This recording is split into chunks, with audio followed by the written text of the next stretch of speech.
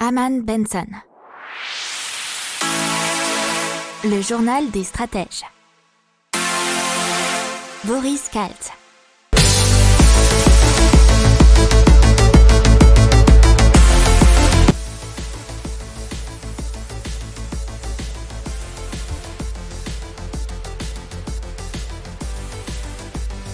Bonjour à tous et bienvenue dans le journal des stratèges pour une revue de l'actualité éco, tech et impact du jour. Alors à la une, on va vous parler du dérèglement climatique et de son coût qui pourrait être de 23 000 milliards de dollars d'ici 2050. Dans l'éco, un impôt mondial à 21% pour les multinationales. Dans la tech, Open Classroom, mais aussi Mablink Biosense, un anticorps missile contre le cancer. On va voir aussi quelque chose sur l'intérêt des filtres anti-lumière bleue. Dans l'impact, les énergies renouvelables qui pourraient remplacer les combustibles fossiles d'ici 2050.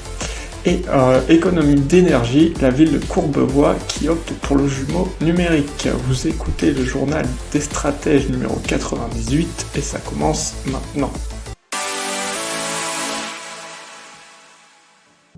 Et donc les effets du changement climatique qui devraient réduire de 11 à 14% la production économique mondiale d'ici 2050, et ce par rapport au niveau de croissance sans changement climatique. C'est un rapport qui a été donné par Swiss Re, qui est l'un des plus grands fournisseurs mondiaux d'assurance aux autres compagnies d'assurance, ce qui représente environ 23 billions de dollars de réduction, donc 23 000 milliards de dollars. Alors, il y a aussi des pays qui pourraient plus être impactés que d'autres, et notamment les pays asiatiques qui pourraient avoir un tiers de richesse en moins. Donc maintenant, on vous parle de l'impôt mondial sur les multinationales qui pourrait être de 21%, enfin, c'est ce qu'ont proposé les États-Unis dans les négociations en cours au sein de l'OCDE. Ce serait un système de taxation minimale internationale pour les entreprises afin de mettre fin au dumping fiscal auquel elles se livrent dans le monde. Et puisque les États-Unis cherchent à relever leur fiscalité des entreprises pour financer un plan massif des infrastructures et ainsi augmenter la contribution des entreprises, notamment du numérique. Alors la France, elle est prête déjà à l'adopter, si ça se confirme, et elle retirerait la taxe GAFA.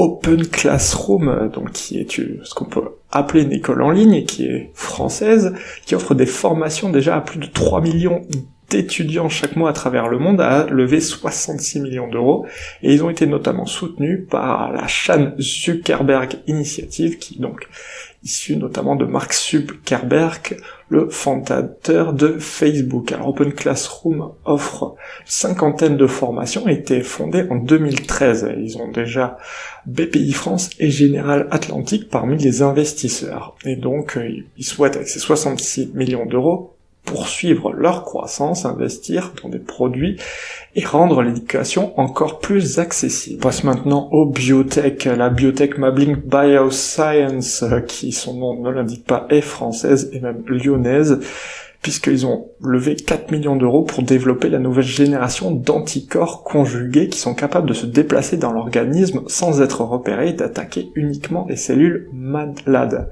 Le but c'est à terme de traiter le cancer pour lesquels il n'existe aujourd'hui aucune solution thérapeutique satisfaisante.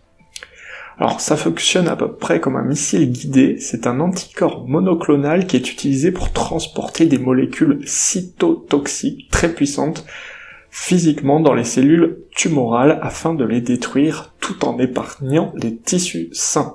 Alors Mablink Biosense est une société biopharmaceutique qui a développé Psarlink, une technologie de liaison médicamenteuse innovante et hydrophile qui apporte des propriétés pharmacologiques considérablement améliorées aux conjugués anticorps médicaments.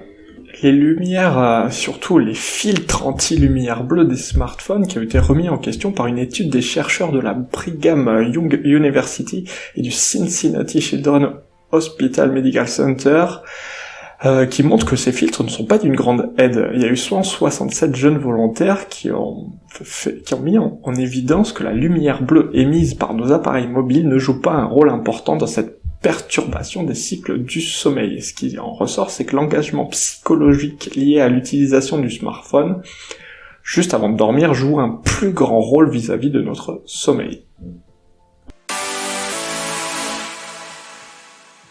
Alors, un nouveau rapport sur les énergies renouvelables qui sort du groupe de réflexion Carbon Tracker nous dit que si l'énergie éolienne et solaire continuaient sur leur trajectoire de croissance actuelle, ils pousseraient les combustibles fossiles hors du secteur de l'électricité d'ici le milieu des années 2030. Il faut savoir que l'énergie solaire a augmenté à un taux annuel moyen de 39% la dernière décennie, doublant presque sa capacité tous les 2 ans.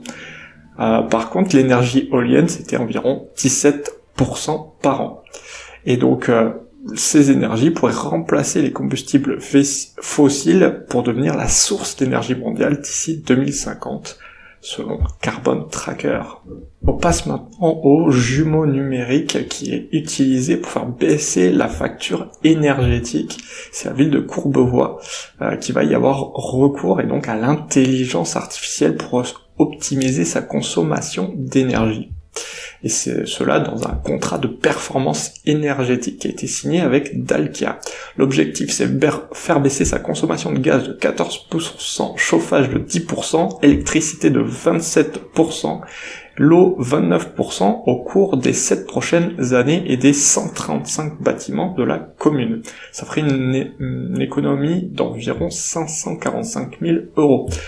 Le procédé de jumeaux numériques, c'est la possibilité, grâce à des capteurs placés dans les bâtiments, de reproduire de façon numérique le comportement en fonction de différents critères, que ce soit la météo ou l'utilisation qu'en font les occupants, et bien sûr, à partir de là, de pouvoir réaliser des économies. N'oubliez pas de vous abonner au podcast, mais pourquoi pas aussi à notre newsletter La Lettre des Stratèges qui est gratuite, vous en trouverez dans les infos de l'émission, mais aussi sur notre site internet Aman & Benson Stratégie, rubrique média La Lettre des Stratèges. Voilà, c'est tout pour aujourd'hui, je vous souhaite une excellente journée, je vous dis à demain pour de nouvelles informations. Ciao.